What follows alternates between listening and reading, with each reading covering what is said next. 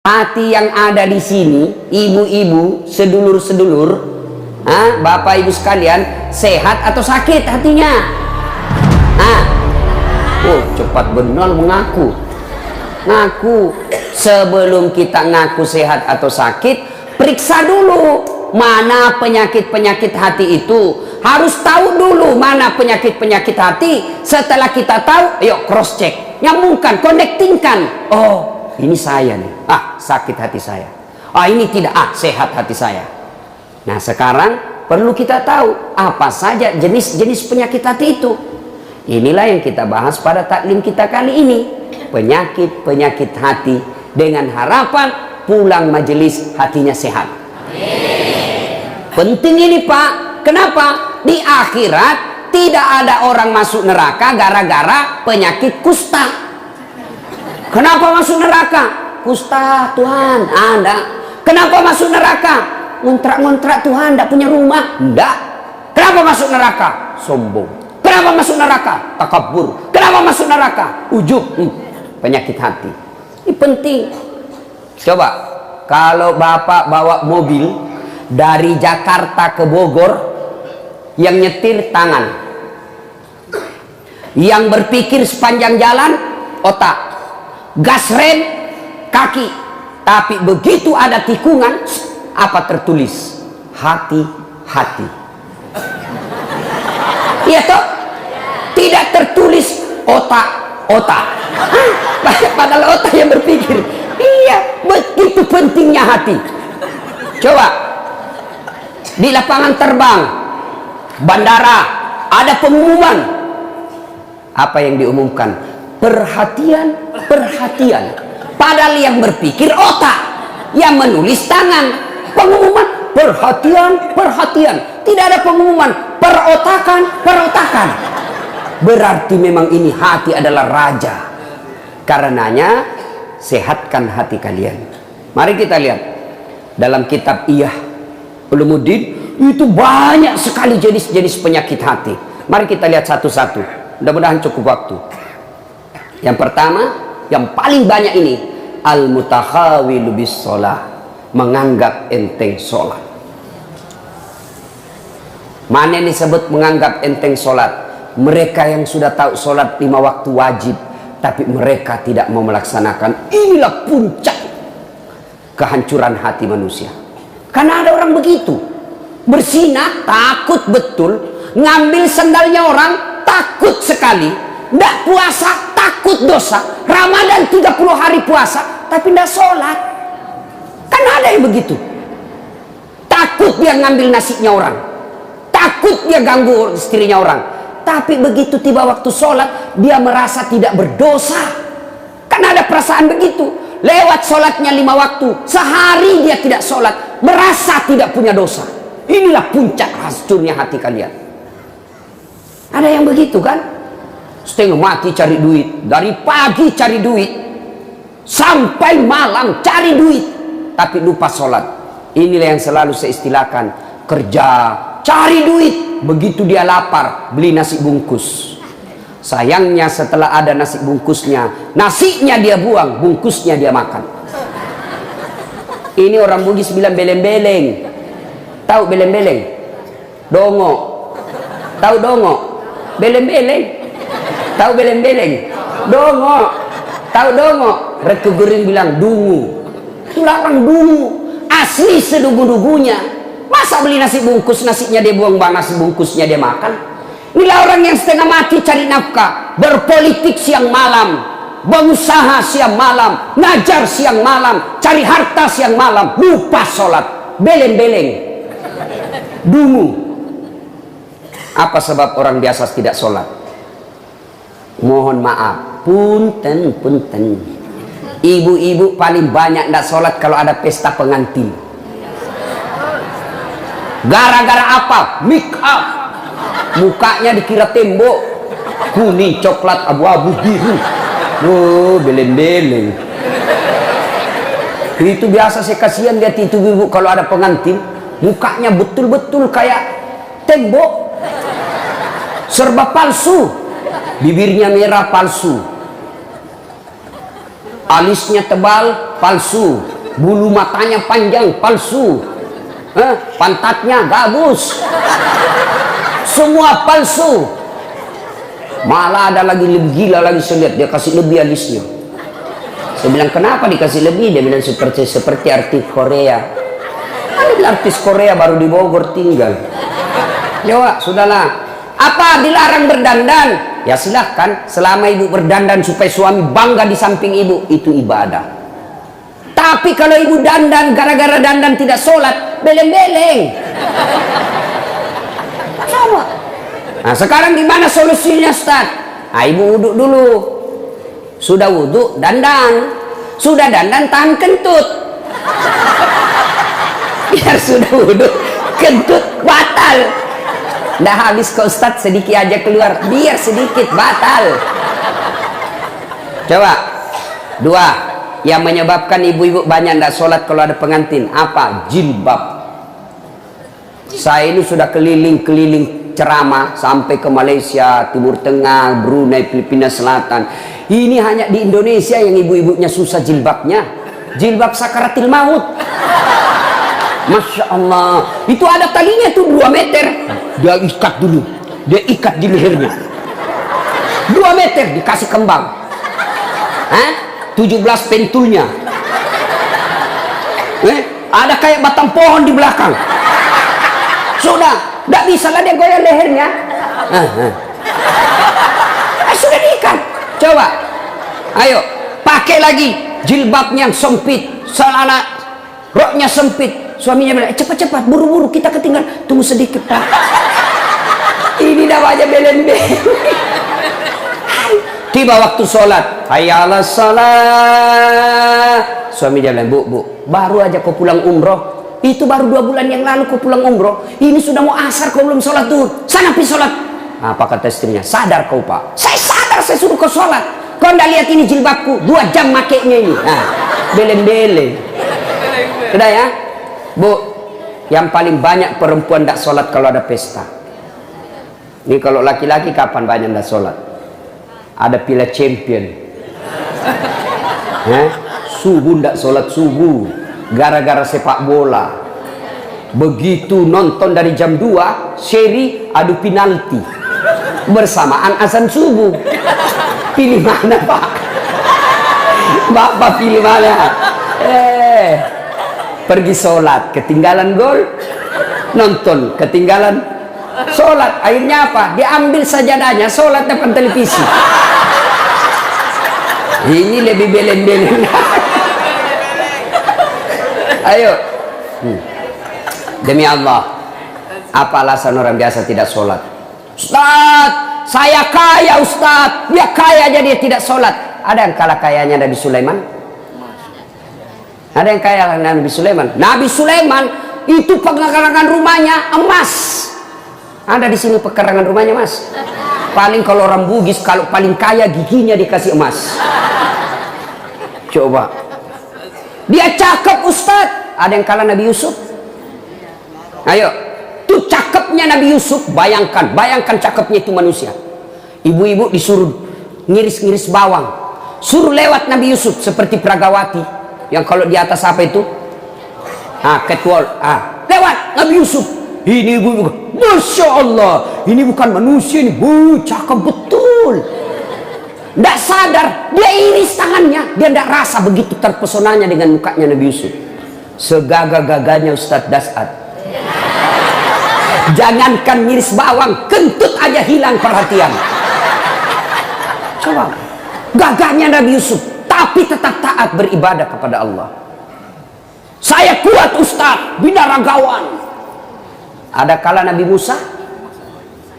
Nabi Musa itu bu, kalau dia kunci badannya, tembus itu bulu-bulu di bajunya. Kalau dia kunci barang, terlempar songkoknya. Kalau dia tinju orang, belum sampai tinjunya sudah jatuh itu rusuhnya. Ini orang Bugis bilang karatedo, karate campur doti. Doti itu magic. Coba, hebat. Saya cerdas Ustaz. Ada yang kalah cerdasnya Nabi Nuh. Sampai detik ini tidak ada orang arsitek bikin perahu di atas gunung. Mau semua mereka bikin perahu di pesisir pantai. Nuh alaihissalam di atas gunung bikin perahu. Cerdas, tidak sombong, tetap sujud beribadah kepada Allah. Apa lagi? Hah? Apa alasanmu lagi? Apa yang kita mau alasan tidak mau sholat? Jelas? Hah? Demi Allah, tidak ada keselamatan bagi mereka yang anggap enteng sholat. Ustaz, saya ini merantau Ustaz dari Sumatera. 30 tahun sudah saya di Bogor Ustaz. Tidak bisa lepas dari kredit. Rumahnya susah, masih ngontrak-ngontrak Ustaz. Periksa sholatmu. Anak saya nakal betul Ustaz. Periksa sholatnya. Kalau sholat baik, mustahil Allah sengsarakan hidupmu. Tuhan apa yang bikin sengsara hidupnya orang yang baik sholatnya? Saya sholat Ustaz. Betul kamu sholat, tapi tidak ikhlas. Ya Allah sholat. Asar lagi. Barusan duhur. Kok tidak ikhlas bos? Ayo. Saya ikhlas Ustaz. Mana ikhlas sholat duhur sudah dekat asar? Ikhlas kan namanya itu. Ayo. Mana ikhlas sholat asar sudah dekat maghrib, 1 kali wudhu itu sudah sholat asarnya, itu juga maghribnya. Mana? Maka kalau hidup kita susah, jangan cari kambing hitam, lebih periksa sholatnya. Saya sholat Ustaz, kenapa hidupku susah? Betul kau sholat, tapi sholatmu main-main, tidak semangat ketemu Allah. Allah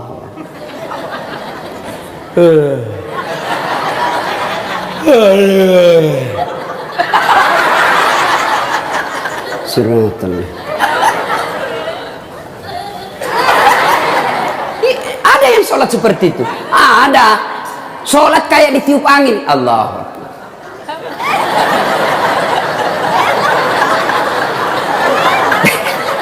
Siapa ajar kau sholat begitu? Ada juga sholat yang terlalu semangat. Allahu Akbar.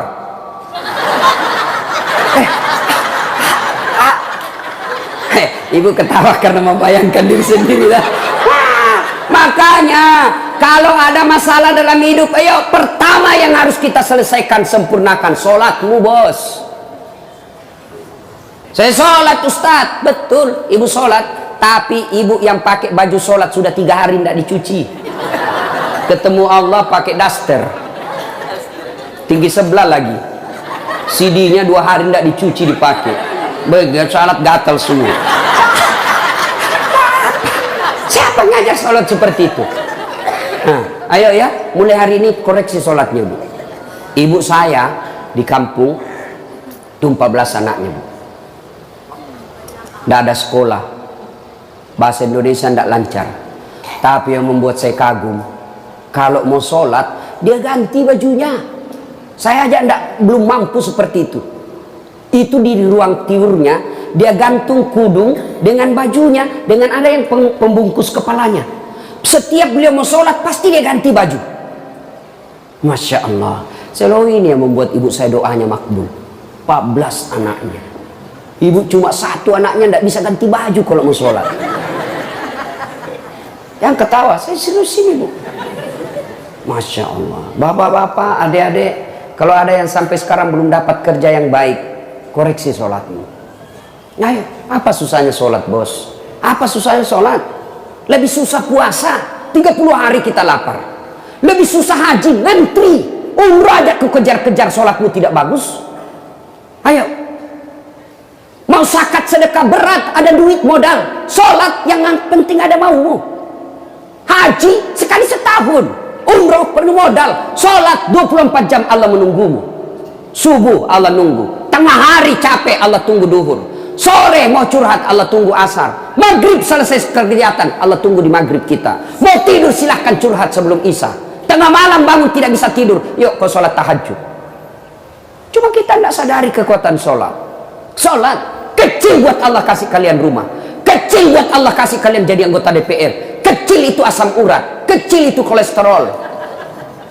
Perbaiki sholat. Cuma kita kalau sakit langsung ke dokter. Memangnya dokter yang sembuhkan kamu? Ke Allah dulu. Allah dokter. Saya sampai detik ini belum pernah ketemu dokter yang hebat. Kenapa? Begitu saya ke dokter, saya juga yang kasih tahu penyakitku. Assalamualaikum Ustaz. Waalaikumsalam dok. Kenapa Ustaz? Ini ya, mencret-mencret saya dok. Kenapa bisa? Dalam hatiku, ya urusanmu. Karena kau dokter. Masa saya yang kau tanya? Allah, tanpa bapak beritahukan, ibu beritahukan, Allah sudah tahu penyakitnya ibu. Yang dokter hebat itu baru muncul, pasti mencret Ustaz. Itu hebat itu. Tapi kan tidak. Iya. Maka bapak ibu sekalian, perbaiki sholat. Nah, itu tetangga saya Ustaz tidak sholat, tapi kok rezekinya baik, proyeknya lancar. Oh jangan salah, memang duitnya banyak, mobilnya mewah, rumahnya megah, tapi apa yang ibu bapak tidak tahu, istrinya selingkuh, suaminya membalas. Banyak kita lihat orang kaya tapi menderita batinnya. Duitnya banyak, dihormati di kantor, dimuliakan di kantor, tapi sampai di rumahnya dilempar piring sama anaknya masih SMP. Itu sudah banyak duitnya tapi tidak ada kebahagiaan rumah tangganya. Banyak duitnya tapi tidak ada bisa dia makan. Duitnya 7 miliar tapi dilarang makan nasi. Apa enaknya? Dilarang makan nasi, dilarang makan karedok. Apa? Yang bisa dia makan hanya ubi rebus. Duit 7 miliar cuma ubi rebus. Pret. Ya, maka Bapak Ibu, adik-adik, jangan galau, perbaiki sholatmu. Saya bisa bicara begini, saya alami. Demi Allah, saya pernah menjadi cleaning service. Bersihkan toilet triple terkenal di Makassar waktu itu. 4 toilet saya harus bersihkan tiap hari. Saya bilang sama koordinator kebersihan, tidak usah gaji saya, kasih masuk namaku undian umroh kalau ada gratis. Sampai tutup itu kantor, tidak dapat. Saya pernah menjadi loper koran. Selesai sholat subuh saya bawa naik sepeda itu langganan harian Fajar di Makassar. Hilang lagi sepeda BMX ku. Tidak tahu sampai sekarang saya belum dapat siapa yang curi.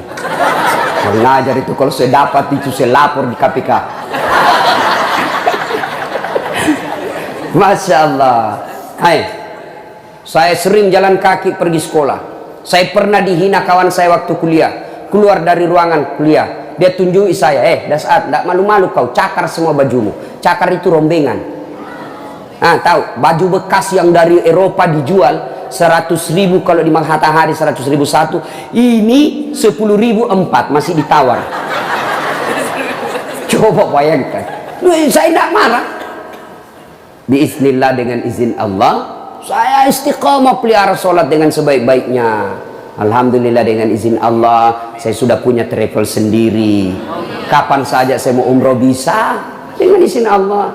Kalau kawan saya dulu yang hina saya kata pakai baju cakar, alhamdulillah sekarang Ramadan baru-baru saya kasih lagi zakat.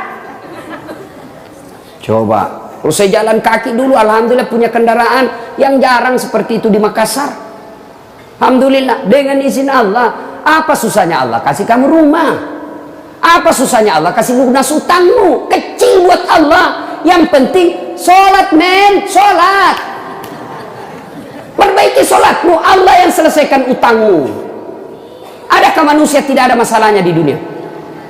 Ini malah ibu-ibu penuh masalah, saya lihat mukanya ini. Mana ada manusia tidak ada masalahnya? Semua punya masalah. Ustadz, ibu pikir tidak ada masalahnya? Masalah saya besar, mau kawin lagi tapi takut sama istri.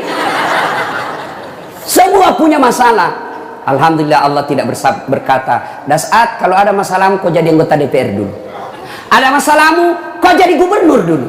Ada masalahmu kau jadi profesor dulu. Tidak, Allah cuma minta, Dasat, ada masalahmu, ista'inu bis-sabri was-salah. Sabar, perbaiki sholatmu. Saya yang selesaikan masalahmu. Itu janji Allah, bukan janji caleg. Kalau caleg dijanji Anda boleh, kita dijanji surga, dijanji juga kita surga. Nih kartu namaku, pilih saya. Ada masalahmu, punten, hubungi saya, sama-sama Sunda. Pilih, begitu terpilih dia ganti nomor HP-nya. Ini manusia, tapi kalau Allah, ayo dek, ada masalahmu, perbaiki sholatmu. Ya, teman setan yang pertama, nganggap enteng sholat. Apa akibat dan hukuman bagi mereka meninggalkan sholat? Lain waktu kita bahas. Sekarang yang kedua, Penyakit hati yang kedua, sombong, ujub, takabur, borro, mau dibilang, mau dikata, itu penyakit sombong. Ingat sejarahnya iblis keluar dari sorga? Ya? Apa penyebabnya? Apa karena dia miskin? Apa karena dia korengan? Apa karena dia penyakit kusta? Tidak. Ciptakan Adam, Allah perintahkan, wahai seluruh makhlukku, kau sujud di hadapan Adam. Inilah makhluk saya paling mulia. Iblis, malaikat sujud, meskipun awalnya sempat protes. Tumbuh-tumbuhan, binatang sujud hormat kepada Adam. Satu makhluk Allah yang tidak mau, namanya iblis. Iblis protes, saya tidak mau ya Allah. Kenapa iblis? Adam baru diciptakan, saya senior. Masa senior hormat sama junior? Gengsi dong. Adam diciptakan dari tanah, saya dari api. Unsur kejadian saya lebih mulia dari Adam. Saya tidak mau. Allah berfirman, wah kau sombong rupanya iblis. Sombong, tidak layak menghuni sorga. Keluar kau dari sorgaku. Diusir dari sorga. Cuma iblis waktu diusir, dia minta, ya Allah, nih sebelum saya keluar dari sorga, nih ada 2 proposal saya. Permohonan saya, 1, berikan saya umur yang panjang. Oke, kata Allah, kau tidak akan mati sampai hari kiamat. Kata iblis itu beranak pinak. Andai kita ketemu sama dunia, Pak, ini ada banyak di sini kita, Pak. Cuma karena dunia kita beda, maka tidak ketemu. Tapi di sini dia lihat kita ini, Pak. Oh ini nih sasaran saya nanti nih. Pulang ini saya goda lagi nih supaya goda ini. Itu cuma tidak dilihat.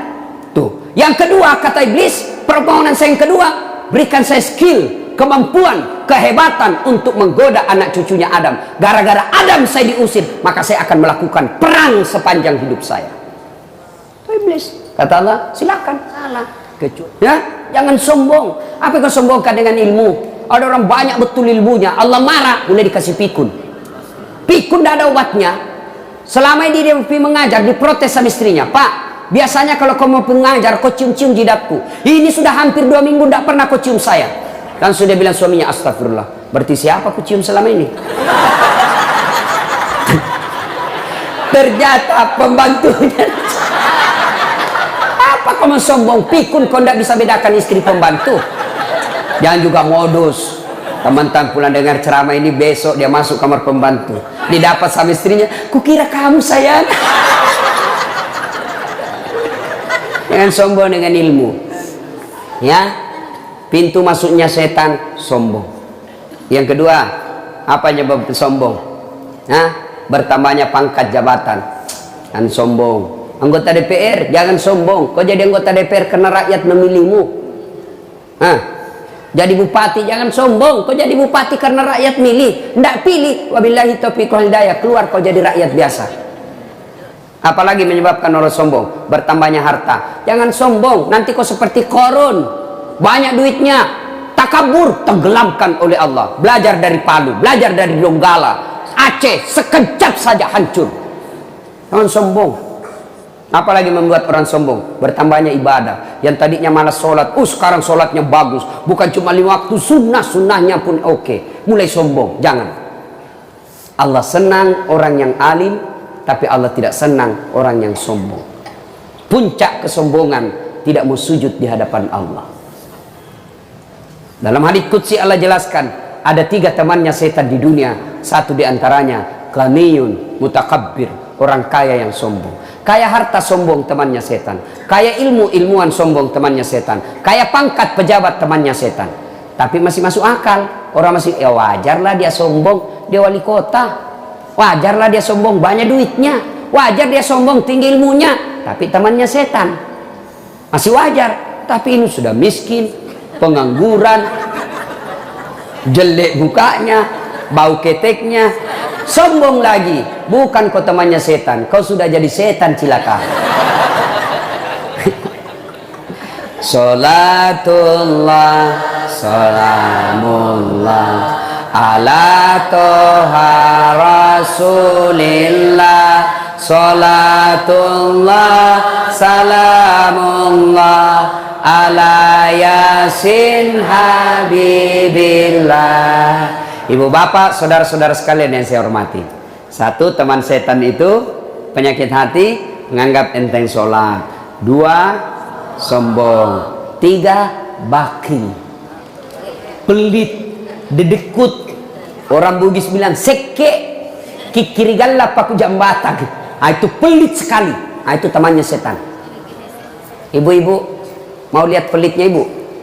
Coba kalau dia beli sayur. Hobi memang dia nawar. Kalau dia ke pasar, beda 1000 dia kelilingi tuh pasar. Beda 1000 tuh dia kelilingi. Bu, halo ibu. Bu, kalau ibu belanja di Trans Studio, Trans Mall, atau Alfamidi, Alfamart, tawar apa tidak? Tawar apa tidak? Coba kau tawar, dibilang ke orang gila. Lalu pedagang kasihan yang sesama kita pribumi datang naik sepeda motor, kadang kala sepeda, dia datang, dia sudah panggil kita, ya Bu Haji, Bu Haji makin cantik aja, masih nawar. Apa namanya kalau bukan pelit? Sudah enaknya itu, berapa Mas? 10.000 Bu Haji, 11.000 ya. Mantap.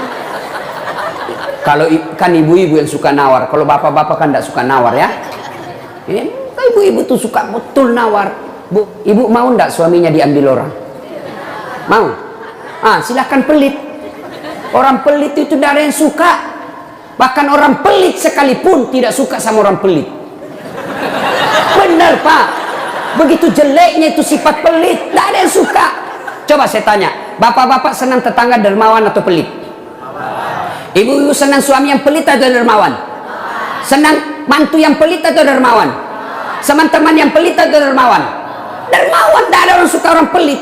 Bahkan orang pelit pun tidak suka sama semuanya pelit. Jangan kau ke rumahnya, pelit dia itu, padahal dia juga pelit.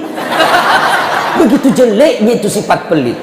Demi Allah, tidak ada orang bangkrut gara-gara sedekah. Adakah pernah bapak dengar, mas, tuh yang di sudut rumah di komplek, tuh kaya betul dulu Ustaz, cuma karena dia rajin sedekah, bangkrut. Ada? Tidak pernah.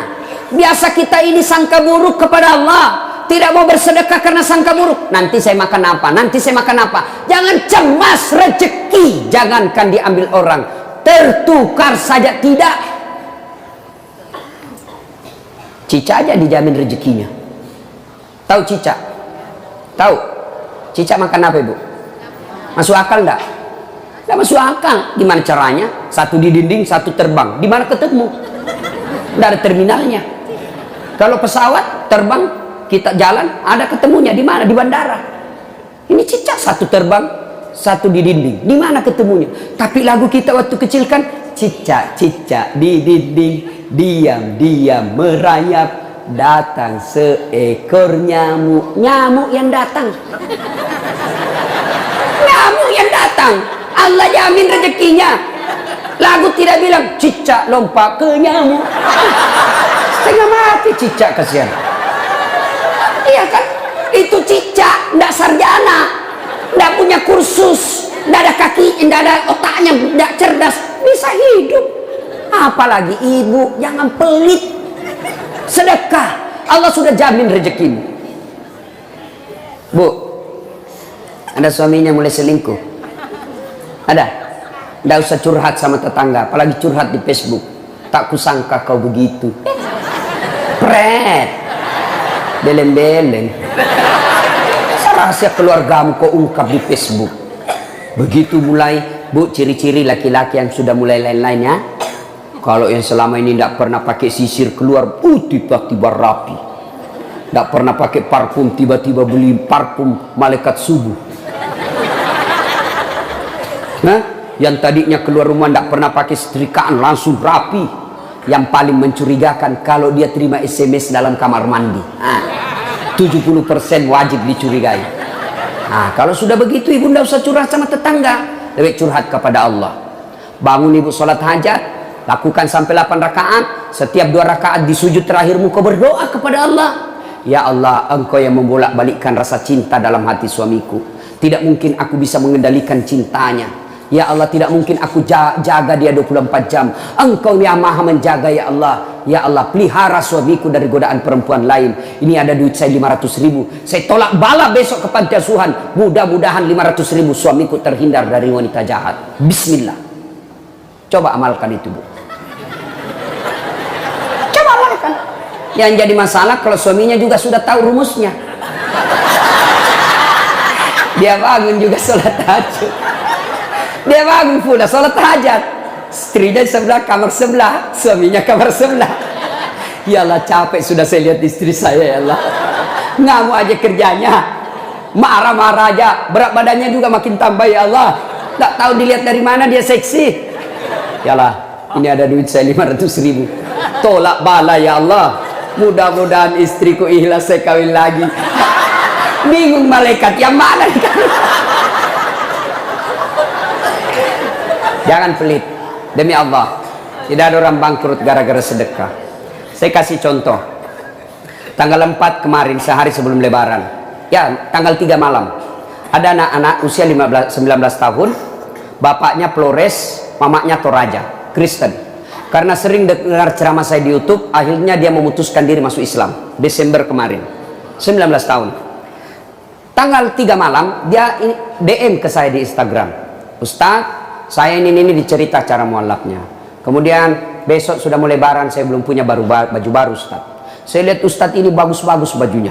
Di mana belinya Ustadz? Saya bilang sebenarnya baju saya tidak dibeli, bikin sendiri. Tapi yang lebih sebenarnya lagi, bukan baju yang bagus, saya yang gagal.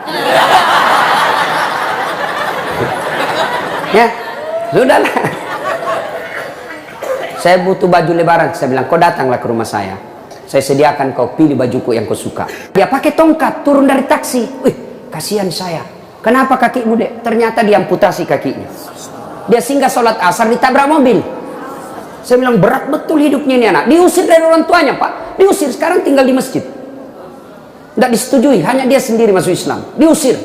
Bilang, kenapa kakimu? Saya cerita, sedih saya. Sempat berkaca, yang sedih Ustaz, ini tidak ada artinya nih kaki ketimbang iman saya kepada Allah.